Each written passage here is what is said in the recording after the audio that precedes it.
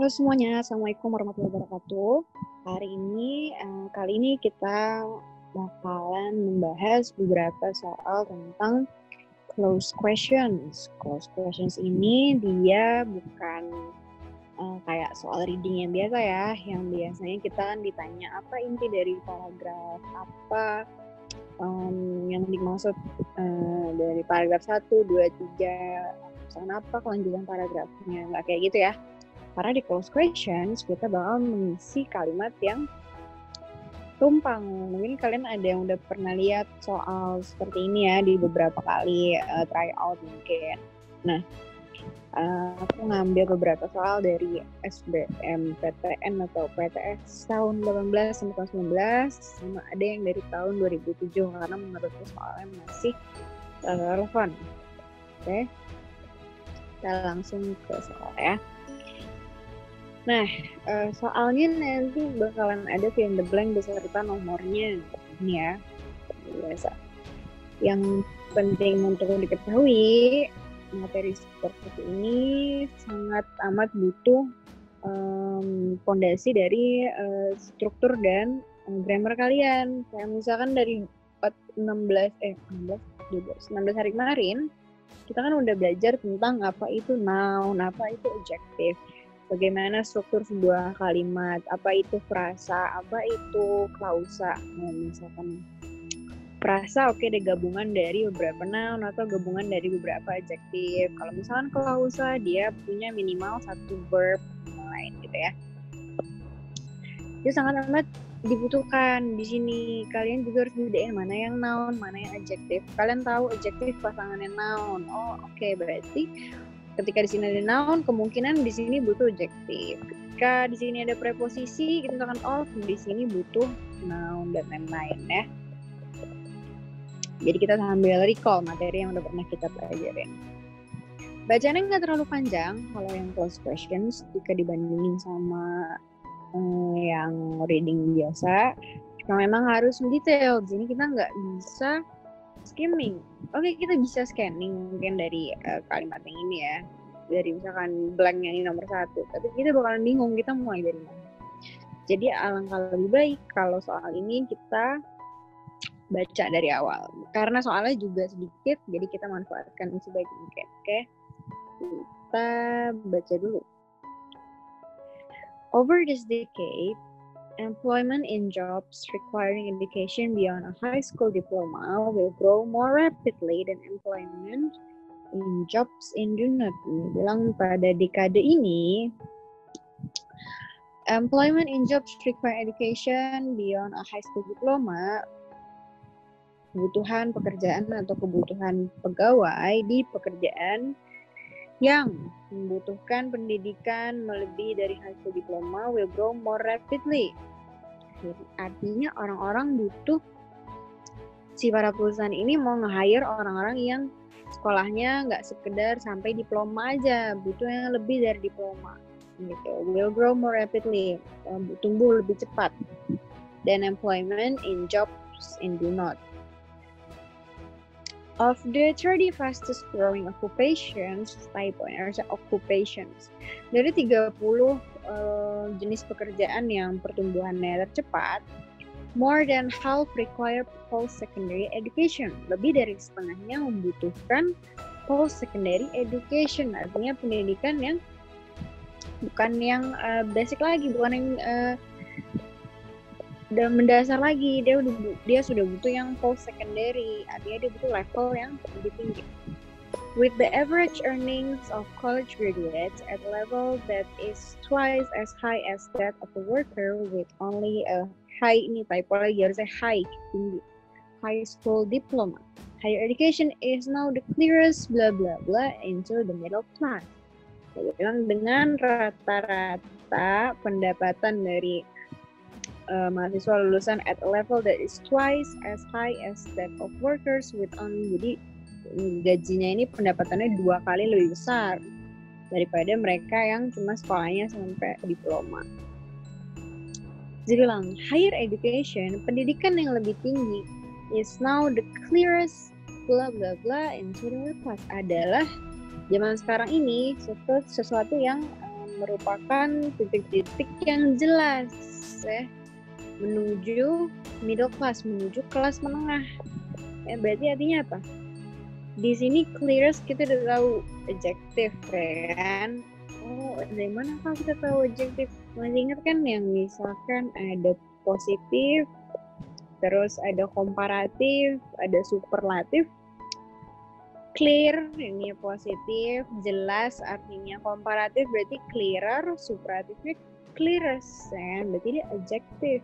Ingat adjective temennya apa? Temennya noun. Oke, but setelah ini harus ada noun. Kita lihat opsinya. Kita ya, the option that best completes blank number 1 is. Ternyata semuanya di sini adalah noun. Oke, sekarang kita artiin. Pathway, apa itu pathway? Pathway itu jejak, jalan ya. Cara. Position, posisi. Effort, usaha. Advantage, keuntungan. Beginning, awal permulaan. Oke, berarti kita butuh apa nih? Higher education adalah titik-titik yang jelas menuju kelas menengah. Berarti apa?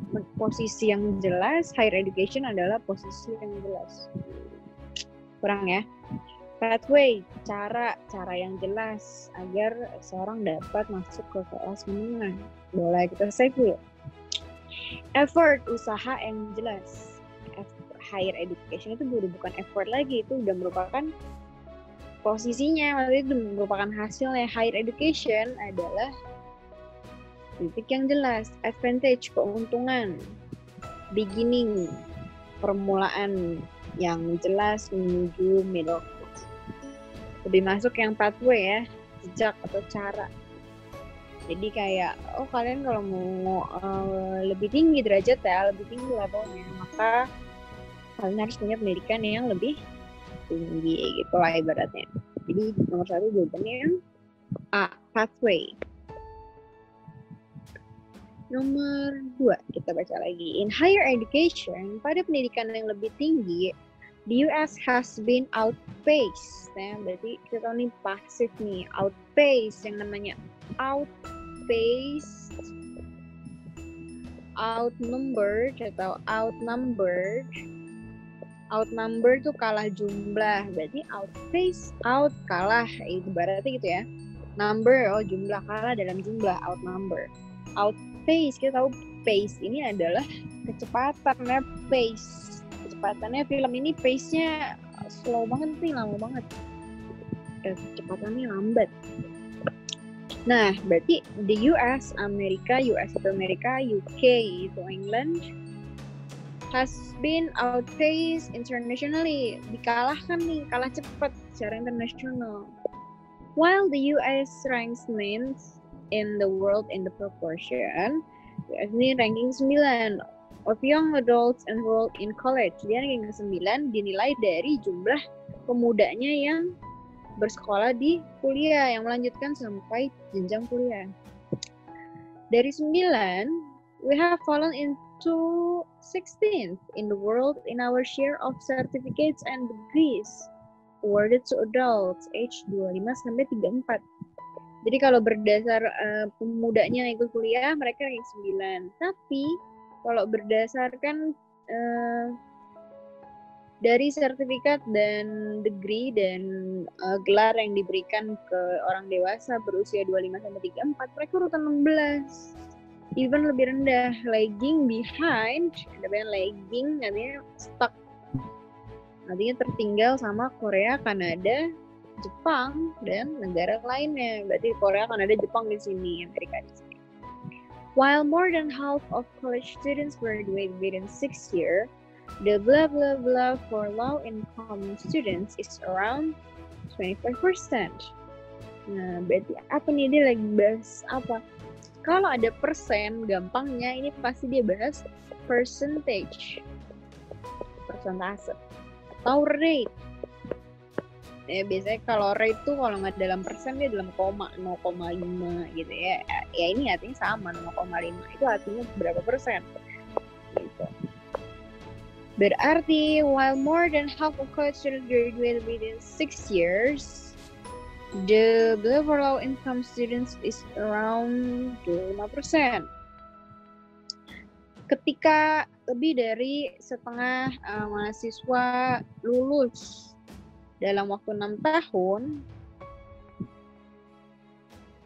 the noun berarti sini ya, the noun for low income students bagi mahasiswa yang memiliki penghasilan yang rendah atau berpendapatan rendah is around 25%. Nah, kecil banget. Artinya apa? Kita lihat completion rate. Nah, ini adalah rate mereka atau kecepatan mereka dalam completion, menyelesaikan pendidikan. Academic capacity.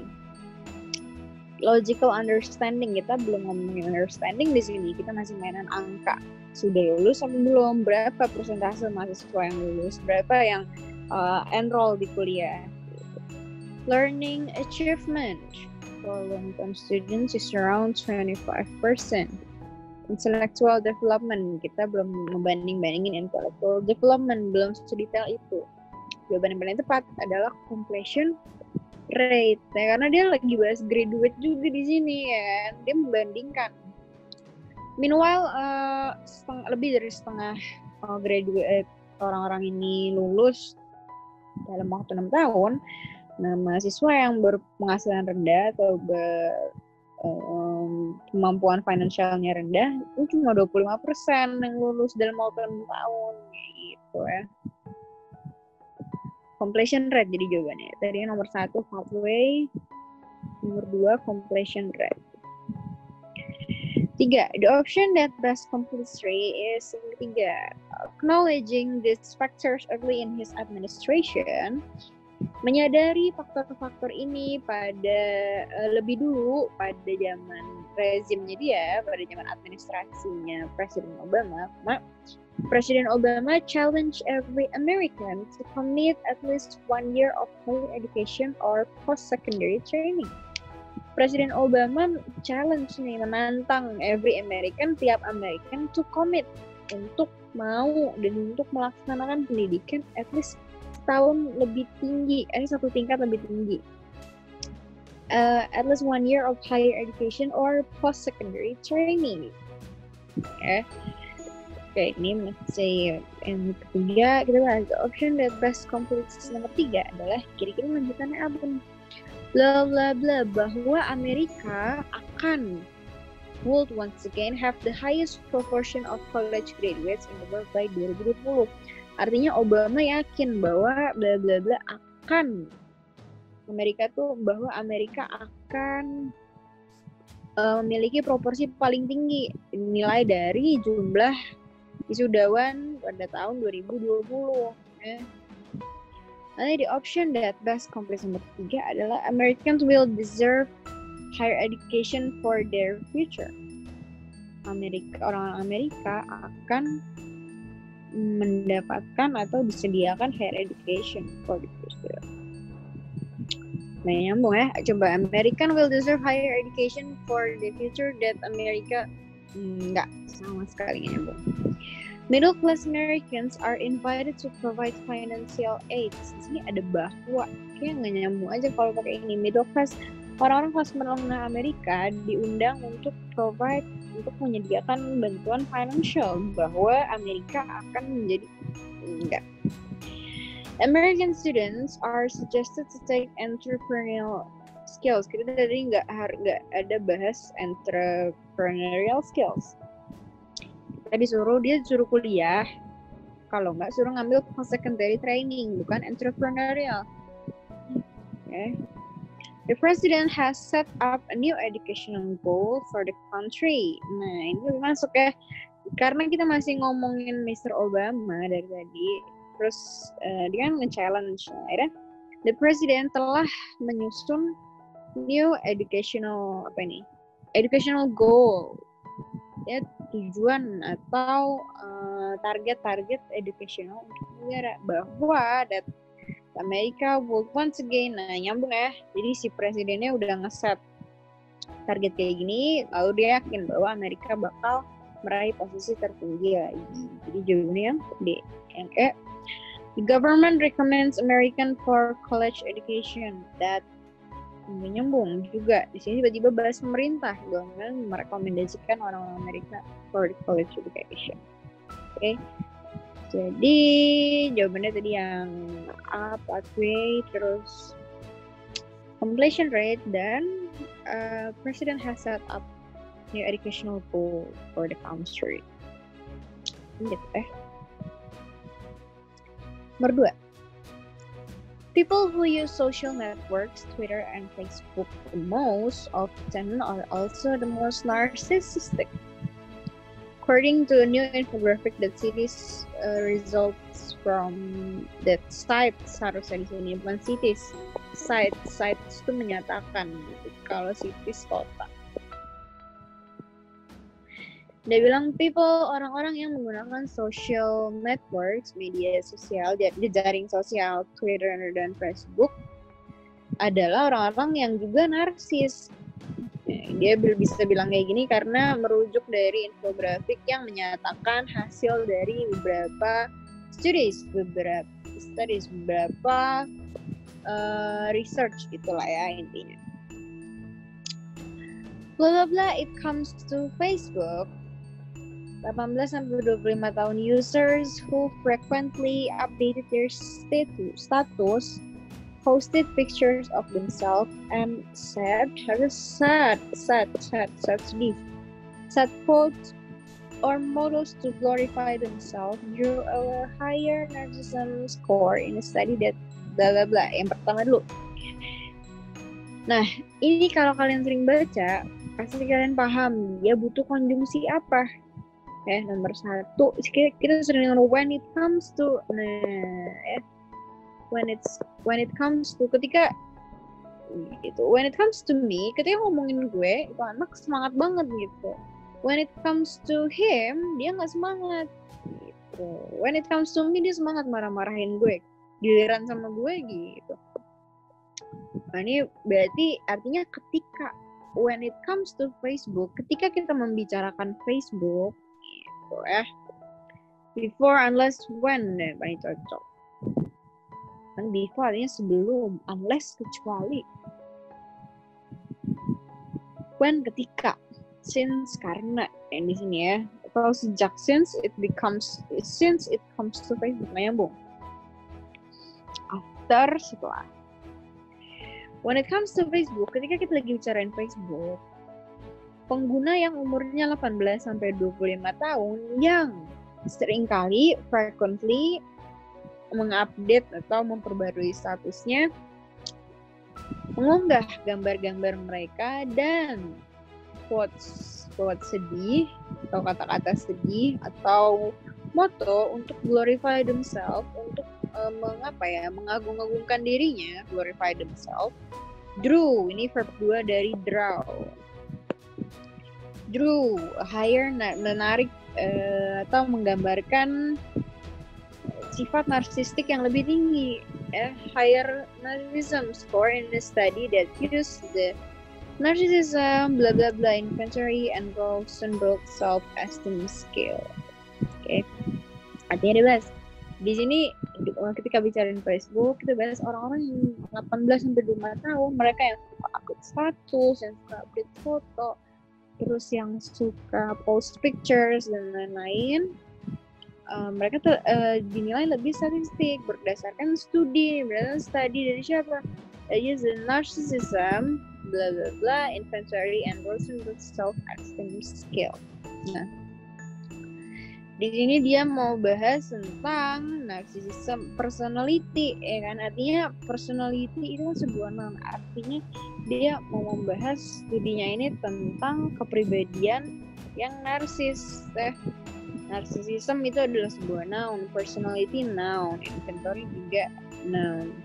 Kan narcissism, personality dia jadi noun phrase, ya kan? Sebenarnya yang B, 4 yang C tadi ya. College undergraduates who most often on Twitter also scored higher in narcissism. College undergraduates, orang mahasiswa yang belum lulus, who, kita lihat opsinya. opsinya adalah program, follow, replace, play, posted. Program mengikuti, mengganti, memainkan, mengunggah. Kita baca dulu kalimatnya. Ini para mahasiswa yang titik-titik seringkali secara sering di Twitter juga dinilai lebih tinggi narsisismenya, ya kan? Berarti jawabannya yang tadi kita Facebook udah pakai kata posted. Nah, berarti tidak dipungkiri untuk yang Twitter dia juga pakai katanya posted.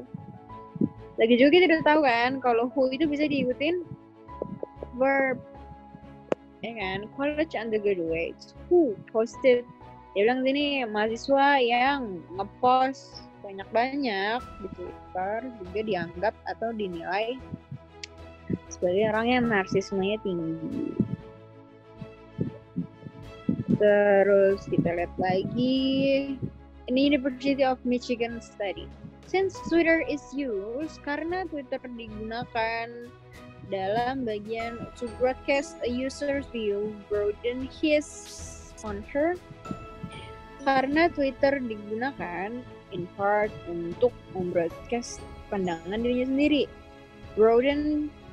Nah, karena Twitter ini digunakan, dia broaden, dia memperluas his or her apa?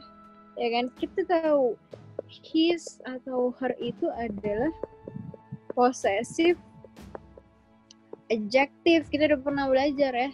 Berarti possessive adjective diikutin apa? I love my dog. I love his dog. I love her dog. I love my house. Berarti harus diikuti kata benda, noun. Nah, berarti his or her apa nih yang nomor ini kita lihat. His or her socialize. Socialize adalah verb, bersosialisasi. Socially adverb. Sementara di sini his or her kita butuhnya noun. Social apa? His or her. Oh, di sini udah ada nounnya, circle ya. Berarti sebelum noun yang kita butuhkan apa? Adjective ya. His or her, blah blah blah, circle. Ya. Socially adverb, social adjective. Sociable juga adjective. Terus society dia noun. Tapi kalau misalkan yang ini dia butuhnya broaden his or her apa? His or her social circle, artinya circle sosial ya. Kalau sociable tuh artinya bisa bersosialisasi. Bukan ini yang dia maksud ya. Dia butuhnya circle atau kalangan orang-orang sekitar nih, social circle ya. Dia memperluas his or her social circle. Jadi jawabannya yang C. Lanjut nomor selanjutnya. This leads him or her to over-evaluate the importance of their opinions according to the findings. Hal ini menyebabkan mereka, cowok atau si cewek, untuk over-evaluate, menilai secara berlebihan the importance of their opinions, kepentingan dari opini mereka, according to the findings, menurut penemuan.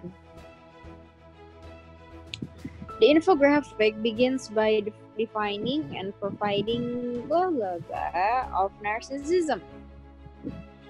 Then lists negative effects on social media and highlights the studies on Facebook and Twitter users.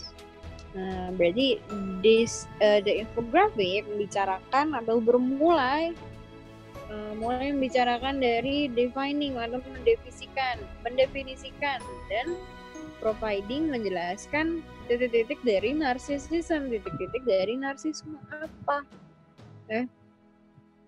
Argumenkah, proponenkah, opponentskah, oponens itu lawan, followerskah, followers of narcissism, atau signs of narcissism.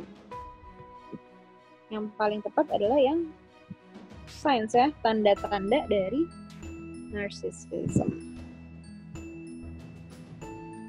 Nah, itu tadi yang si close question nomor 2. Oke, kita lanjut ke yang nomor terakhir. Nah, di nomor ini dia bahas tentang tubuh ya, atau kesehatan.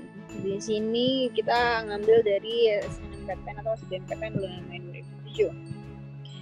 Research continues to uncover the complex ways in which particular foods and diet affect our well-being or ill health.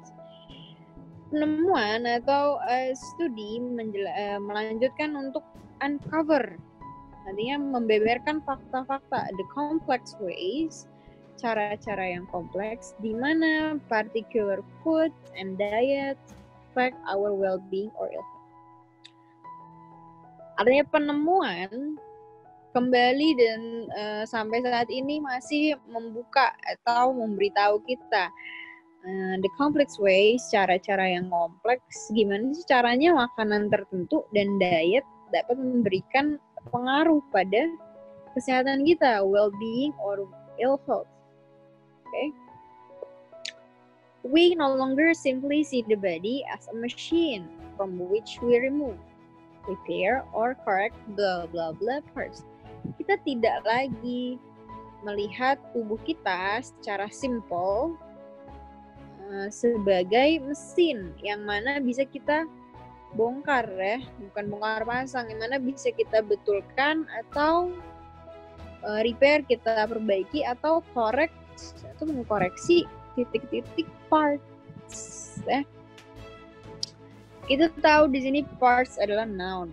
Berarti dia kan bilang tubuh ini bukan sesuatu yang bisa dibongkar pasang, bukan sesuatu yang bisa dibetulin gitu aja, dan nggak bisa seenaknya dikoreksi bagian-bagian yang apa ya. Jadi kalau dikoreksi kan sesuatu ada yang tidak bagus kan, berarti artinya mana di sini yang tidak bagus. Ini kan kita udah tahu parts itu adalah noun, berarti sebelum noun butuh adjective kan. Berarti kalau misalkan ini ada parts, berarti apa? Fine, baik-baik aja, ngapain direvisi, ngapain dikoreksi, apa yang dibenerin. Confused, kebingungan, bagian tubuh ada yang kebingungan, membingungkan gitu. Faulty, nah kalau faulty ini artinya cacat atau tidak sempurna. Incoherent, tidak koheren, tidak sejalan, gak nyambung. Kontradiktori, berlawanan, jadi gak nyambung lagi. Jadi masih kita mengkoreksi bagian yang berlawanan, berarti tangan kiri sama tangan kanan nggak boleh ada gitu kan. Tubuh itu bukan sesuatu yang bisa kita bongkar pasang, bukan sesuatu yang bisa kita perbaiki, dan juga bukan sesuatu yang kita bisa seenaknya perbaiki kecacatannya. Okay? Nah, jawabannya yang faulty. Increasingly, we are likely to see the body as an organic system. Makin kesini, orang-orang makin banyak yang melihat tubuh itu sebagai sebuah sistem organik. A holistic web of interconnected networks, blah blah blah, work with and on each other in incredibly complex ways. Artinya, kita melihat tubuh ini sebagai suatu jaringan yang interconnected, terhubung satu sama lain. Ya. Kita melihat tubuh ini sebagai sebuah jaringan terhubung satu sama lain. Kita lihat pilihannya. Who's, which, when, what, where. Hubungan satu sama lain yang bekerja sama dengan cara yang kompleks. Berarti apa? Kalau ada interconnected network sebagai S1, lalu ini verb, apa di tengahnya?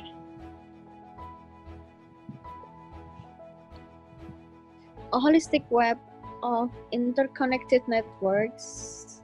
Ini yang which ya, which work with and on. Dibuka lagi PPT-nya di bagian relatif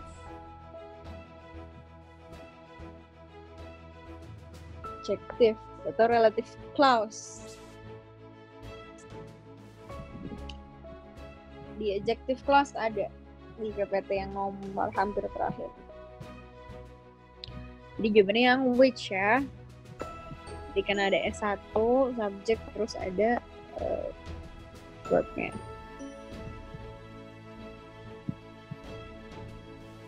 Nutritionists are the forefront of this change in thinking. Artinya dibilang nutritionist adalah orang yang pertama kali merubah pemikiran seperti ini. Ya, nutritionist, orang-orang yang intinya mementingkan atau ahli gizi. Blah blah blank. Most doctors, nutritionists prefer to find ways of improving health that do not rely on prescribing drugs to fix a defined problem. Nah, kita bisa lihat sini. Nutritionists lebih suka mencari cara untuk memperbaiki kesehatan atau meningkatkan kesehatan yang nggak bergantung sama obat, prescribing drugs, obat dan resep-resep dokter. Berarti mereka punya dua pemikiran yang berbeda. Kan ini nutritionist, dia bilang ya udah sehat itu nggak perlu dengan prescription dokter, nggak perlu dengan resep dokternya si dokter. Jadi mereka punya pemikiran yang berbeda. Jadi jawabannya yang ini yang unlike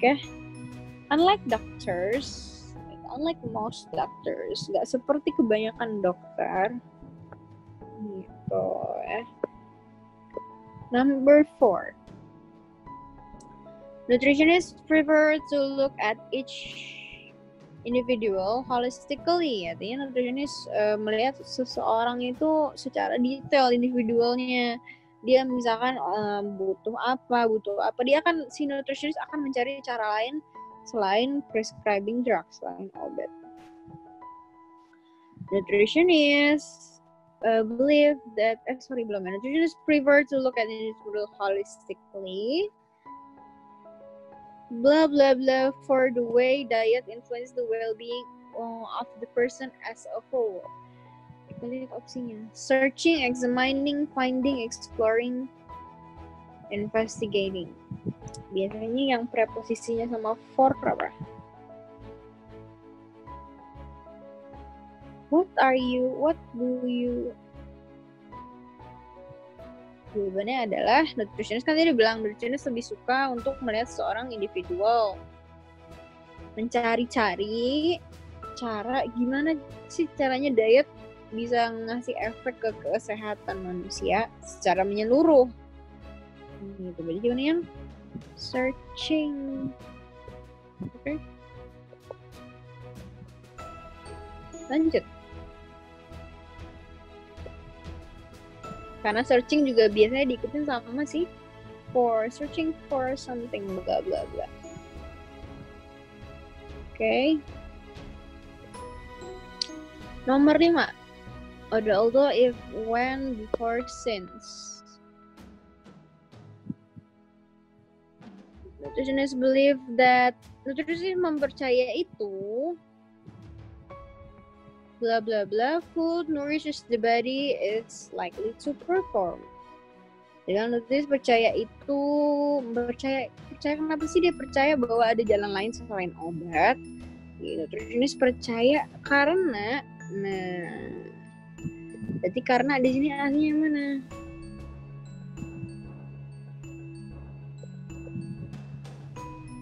Karena yang since dia percaya itu karena makanan itu memberikan nutrisi ke tubuh kita. Oke, yang since. Nomor 6.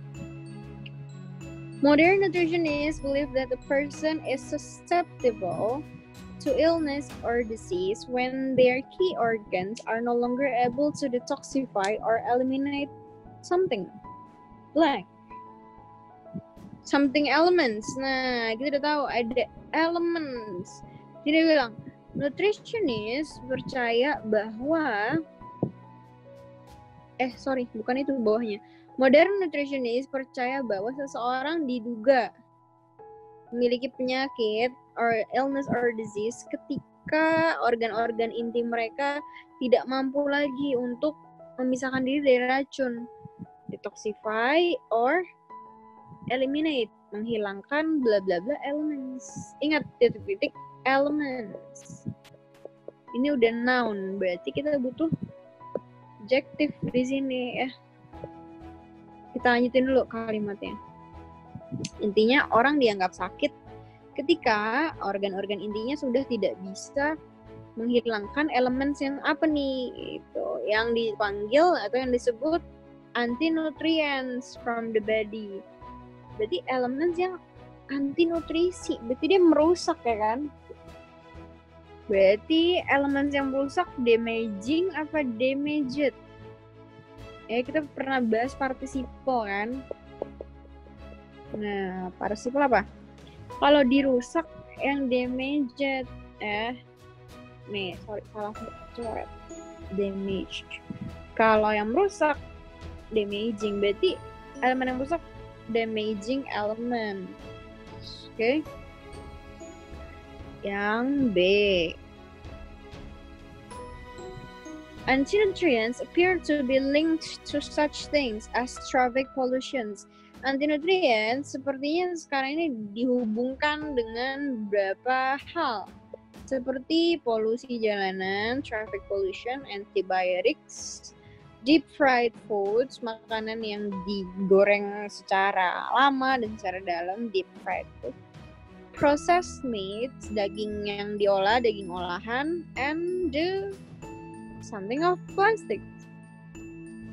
Artinya apa nih? Yang jelek-jelek ya, artinya polusi, antibiotics, deep fried foods, daging olahan, dan bla bla bla. Oh, biasanya aku ngafalinnya noun of noun ya. Berarti yang mana yang kira-kira noun? Keberadaan. Apakah present itu bisa aja hadir, bisa aja hadiah ya. Present kalau hadir berarti jadi verb. She presents, dia hadir, dia memberikan, she presents. Kalau I have a present for you, kalau itu jadi noun, saya punya hadiah buat kamu. Kalau misalkan presently, secara hadir, ya adverb, nggak nyambung, kita butuhnya noun. Presentation, oke, ini noun, tapi presentation itu bukan keberadaan, presentation itu presentasi ya, suatu cara untuk menunjukkan atau demo pada orang. Presence yang ini baru keberadaan, berarti yang jelek-jelek juga tadi keberadaan plastik ya kan. Presentable bisa dihadiahkan, bisa dipertunjukkan, nggak nyambung. Jawabannya berarti yang presence, yang D. The presence of plastic and other chemicals in water. Many of these factors are more present in people's something today than they are 50 years ago. Many of these faktor-faktor ini terlihat pada terlihat pada titik-titik orang-orang di masa sekarang timbang di masa lalu. Jawabannya yang to live. People's, ingat people's, ini kan kepunyaan, berarti harus ada noun di sini kan. Andreas house gitu misalkan, Jonathan's house gitu.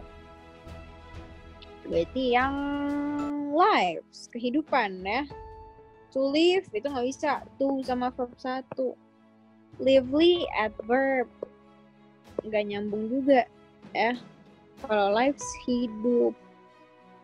Beda cerita ya kalau misalkan she lives. Ini kalau lives ya, ini jadi verb, tapi kalau lives yang ini adalah bentuk jamak dari life. Okay. Living today nggak bisa pakai living, people's living, people's lives karena people's-nya banyak. Lifeless yang juga tidak ada kehidupan ya. Jadi itu aja teman-teman, mesti baca detail ya ribetnya sih itu. Tapi kalau kalian udah bisa, jangan kalian lihat nomor 3, oh kalian udah tahu titiknya di sini, ujungnya di sini, berarti ini bahas apa, silakan, tapi tidak aku sarankan. Karena kalau di soal ini kita mesti ngerti semuanya, kalau enggak nanti bisa berbeda artinya.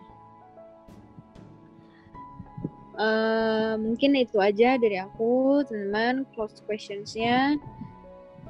Dibuka-buka lagi PPT yang kemarin, berarti masih hal basic yang harus dipakemin lagi. Jangan sampai ada yang lupa, karena walaupun kemungkinannya kecil, close question kalau keluar itu sangat amat membantu nilai kalian gitu ya. Mungkin sekian dari aku. Makasih banyak. Wassalamualaikum warahmatullahi wabarakatuh.